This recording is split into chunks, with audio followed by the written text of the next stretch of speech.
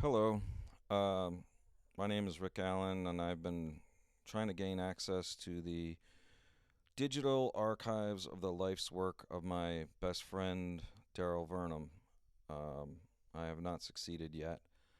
Uh, his Much of his life's work is currently held hostage in the cloud by impersonal corporations. I have tried on and off for about 3 years to accomplish this and have gotten nowhere so far. And I'm trying to take a more proactive approach to a lot of things in my life, but I'm trying to do this now because soon things are probably going to start being purged and they'll be inaccessible forever. Um, One of the platforms, Dropbox, has a process involving getting a court order. So I need to establish some ownership, get a court order, and gain access to the information in the cloud. Step one is to get some legal advice and then pay for the legal help involved in getting the court order. And Google's worse. I don't know if I'll ever be able to get into that. I'm going to try that too. I used to play in bands with Daryl. They were called Is, Sense, and Infidels. I was the last bass player for Is before they broke up, and the first bass player for Sense, and I used to play some percussion for Infidels. In between the last two bands, I played some rhythm guitar for Sense, and then I sort of quit playing music in general for about 20 years. After Daryl passed away, I decided I was going to start playing again, and after I get done recording this, I'm actually going to go to the open mic Sunday. They're celebrating the end of winter, and they have an open mic going on from noon till 9 p.m. It's a couple of live music acts, and then the rest of it's open mic. So I'm gonna go and see if I can play once or twice or three times, and just see what happens. Um, my new superpower is I can sing while I play guitar. I could never do that when I played with Daryl. And anyway, I'm trying to play out in public because I want to bring attention to the great songs and life's work of Daryl Vernum. There's actually other folks trying to do the same thing, but um, we're all trying to show his greatness to the world at large, and I need some help to uncover material that will soon be lost to time. I'm the only one in the position to free up this material because someone in his father's will owns it right now, and they're willing to help me establish that I should own it because that was his father's wish. And then I'm gonna try to get this material from the corporate interests that are just holding it hostage and have so far refused to help me. I need a court order. Um, the other goal of the project here, besides just uncovering the material, is showing how great it was, and I need help for that too. I need to take the material and use the latest tools and technologies to polish it so it's sonically sounds better. Some of these things have been recorded on boombox tapes, audio tapes. Some were recorded in digital near the end. So there's things of all varying types of quality and unknown what's out there in the cloud. I may do another campaign after this one. I'm sort of hoping this one is successful enough that I don't have to, but this campaign is going to involve getting an initial release of material out for anyone willing to support the project, and I would be, eternally grateful if this happened. I was afraid that my best friend was gonna, just lose it, and I was afraid he was gonna die. His COVID, during COVID, his business cratered. I invested over $10,000 of my own money in keeping my dear best friend in his apartment and home studio, which he called Cathedral 54. Uh, it's a story for another day, but when COVID hit, his live music, studio music, and music lesson business cratered. and he owed some back rent and was just about to lose everything.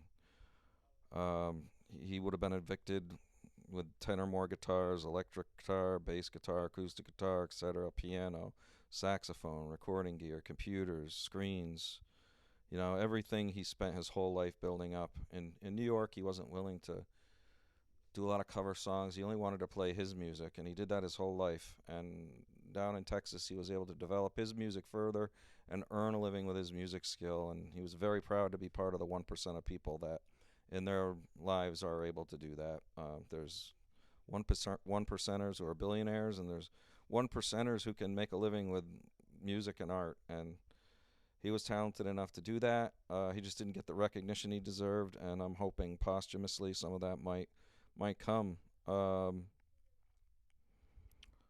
so yeah, I'm looking at what I wrote, and I'm kind of saying other things, but Daryl unfortunately died suddenly of a heart attack, and he was found after a week and a half, and his father was notified, thanks to one of his neighbors, by an in-person police officer and not an impersonal phone call. I'm eternally grateful for that. And he and I drove down to Austin, Texas, and packed up Cathedral 54 and then drove all the way back to New York, and I got home in time for Christmas. So, the wife and family wanted me to be home by Christmas. um, I have precious few bits of his work, and I need time and money to invest, and more importantly, um, to invest in uncovering the work trapped in the cloud, and also to sonically polish what precious few things I do have already.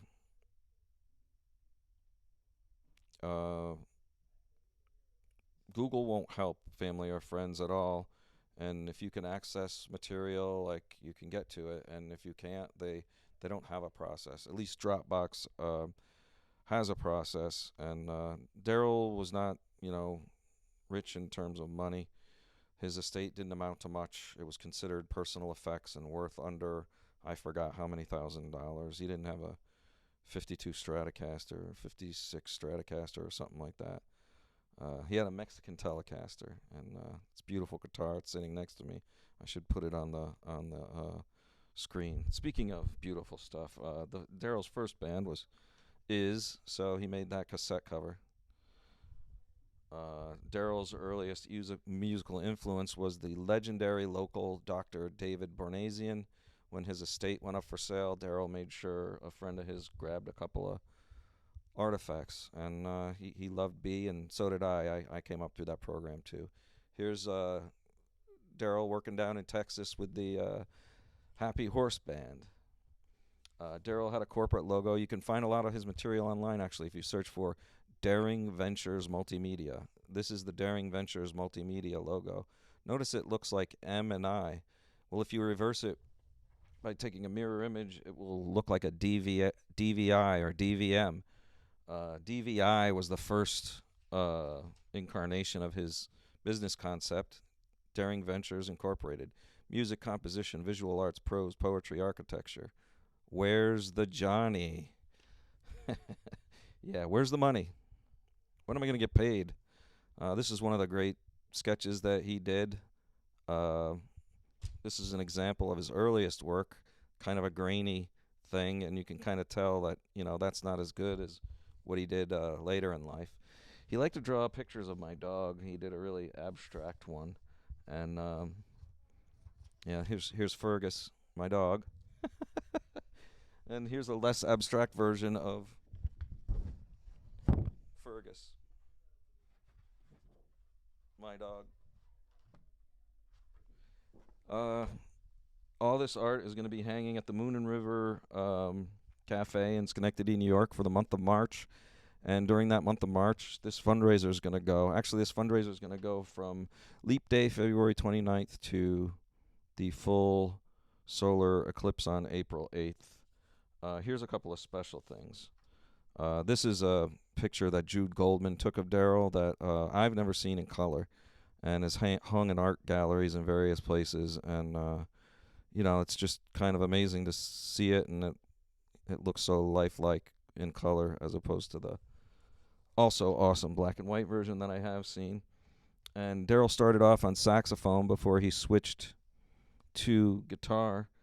Um, he thought that was a stronger compositional tool, and the saxophone was limiting, but he was brilliant at it. I mean, he could play Charlie Parker or Anthology and pull that off. He could play any instrument he wanted. He could teach music theory and teach how to play any instrument he wanted. And his first DVI website was hosted on my website, that'safact.com. That's Fergus again, the inspiration for the paintings. And eventually he moved Daring Ventures Incorporated to Daring Ventures Multimedia name into a couple sites that he built himself. This is a really special image right here that I'm about to show you. It has never been seen anywhere before. Thank you, Jude Goldman. And it's incredible.